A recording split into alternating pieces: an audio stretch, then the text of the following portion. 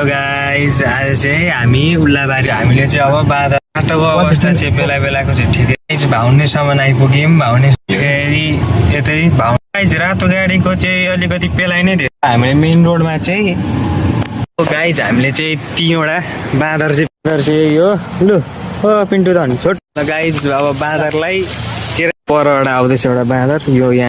अब आज चाहिँ हामी ठुलो मम्मीलाई हेरेर आएको। ठुलो मम्मी अलिकति बिरामी भयो जस्तो। गाइस देखौँ न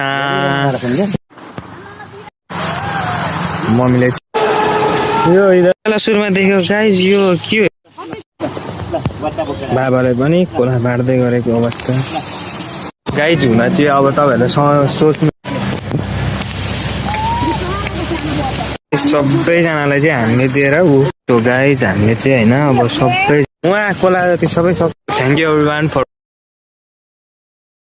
हेलो गाइज, आज चाहिँ हामी उल्लाबारीबाट घर आउँदै गरेको अवस्थामा छौँ। ठुलो मम्मीलाई हेरेर हामी 4जना ठुलो मम्मीलाई हेरेर आउँदैछौँ। उहाँ मम्मी भरोसा अनि बाबा। हामीले चाहिँ अब बाँदरलाई कोला खाने निर्णय गरेको छौँ। बाँदर खोजेको बाख्रा चाहिँ भेटिन्छन्। कोला चाहिँ बरु यहाँ बहिनीले चाहिँ बरु खाइरहेको छिन्। बाटोको अवस्था चाहिँ बेला बेलाको चाहिँ ठिकै छ होइन। नभए त्यो चाहिँ कुहिरो लागे जस्तो हुन्छ धुलोले। नभए राम्रो छ बाटोको अवस्था। भाउनेसम्म आइपुग्यौँ। भाउनेसम्म आइपुग्दाखेरि एउटै बाँदर नदिएको अवस्था। भरपुर भरोसाले 7वटा केरा खाइसकिन्। हामीले बाँदरै देखेका छैनौँ। ऊ बरु खसीलाई पो दिनुपर्छ होला हौ मुहा। बाँदरलाई किनेको खसीलाई देखाउँछ। फेरि यतै भाउनेबाट फेरि फर्क्यौँ बाँदरलाई खोज्न। बाख्रा चाहिँ बरु भेट्यो होइन। अब पर फेरि फर्किने ठाउँ नभएर धेरै टाढा भएर हामी यही रङ साइडै भए पनि सिग्नल दिएर हामी फर्किरहेछौँ। रातो गाडीको चाहिँ अलिकति पेलाइ नै धेरै हुँदो रहेछ हौ। आमा के साह्रो गरेको। अहिले अघि झन्डै न्यु खोज्यो एउटा गाडीले। छेउमा लगेर जान्छन् झन्डै। हामीले मेन रोडमा चाहिँ अब बाँदर नभेटेपछि यो सेल्फी रोड जस्तै टाइपको एउटा रोड छ। हो यतातिर हामी गयौँ। पेट्रोल खाली हुँदैछ। 2-3वटा यहीँ रहेछन्। यहीँ रोकौँ न।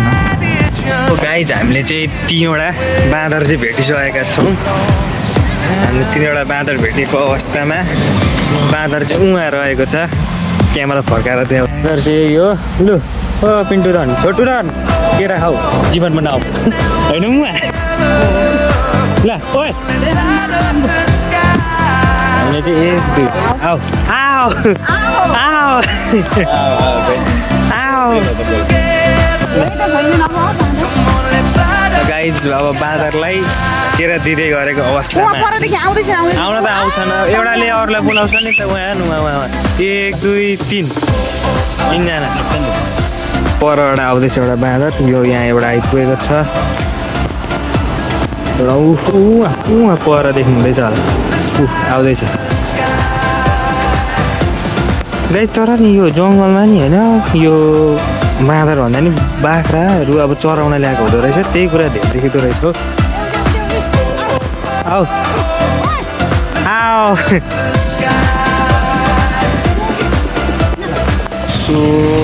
आज चाहिँ हामी ठुलो मम्मीलाई हेरेर आएको। ठुलो मम्मी अलिकति बिरामी भयो जस्तो हुनुभएको थियो। अनि उल्लाबारी गरेर आएको थियौँ। अनि यहाँ बाँदरलाई यसो अब कोला दिँदै यहाँ मारो है गाइस। देखौँ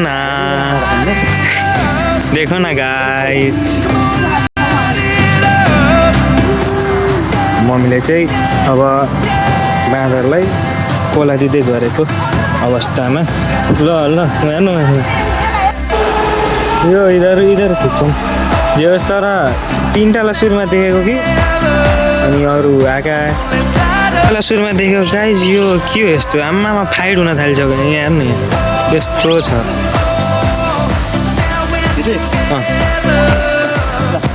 बाबाले पनि खोला बाँड्दै गरेको अवस्था।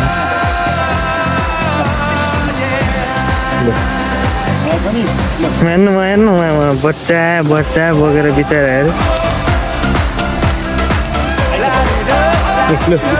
सबजना गाइज हुँदा चाहिँ अब तपाईँहरूले सोच्नु होला उनीहरूले अलिअलि फोहोर गरे भनेर हामीले चाहिँ लास्टमा सफा गरेर यसो त्यो उतैतिर खेलेर जानेवाला छौँ यो बोक्राहरू कोलाको यिनीहरू चाहिँ अब त्यो बुढाले खाएर फोहोर गरे पनि रोडमा अब अलिकति फ्यालेर यसो अब इन्भाइरोमेन्ट क्लिन पनि गर्नु पऱ्यो नि मुवा हजुरलाई कस्तो लागिरहेछ एकदम मलाई त यस्तो खुसी लाग्छ कि बिचरा यस्तोलाई लाग्छ कि मलाई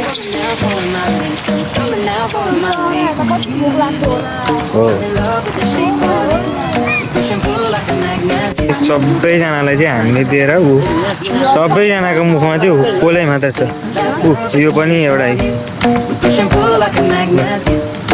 गाइज हामीले चाहिँ होइन अब सबैजनालाई कोला दिइसक्यौँ यसरी अब बिचरा नानी च्यापेर भयो नि ऊ लिन आउँदैछ यसरी अब लिन आउँछन् मान्नुमा बाँदर भनेको चाहिँ हो यस्तै हो नि क्या उहाँ रुखमा भुइँमा बसेर खाए पनि हुन्छ नि उहाँ रुखमा अर्को पुगो झगडा गर्नु उसले मान्नु ल उहाँ कोला त्यो सबै सकियो सक्यो कस्तो आनन्द लाग्यो मलाई एकदम आनन्द लाग्यो मलाई यस्तो लगाउँदा कोला त सबै तपाईँलाई खानुभयो कि बाँदरलाई पनि दिनुभयो भरोसा दिदी गाइड अब हामी घर जाँदै यहाँ हो यहाँ न तिनीहरू पनि भ्लगमा लिने यहाँ न यहाँ भयो भाषा बुझेन यहाँ नुर गर्छन् होइन thank you everyone for watching मेरो आजको भ्लग यतिसम्म है त बाई Somebody like me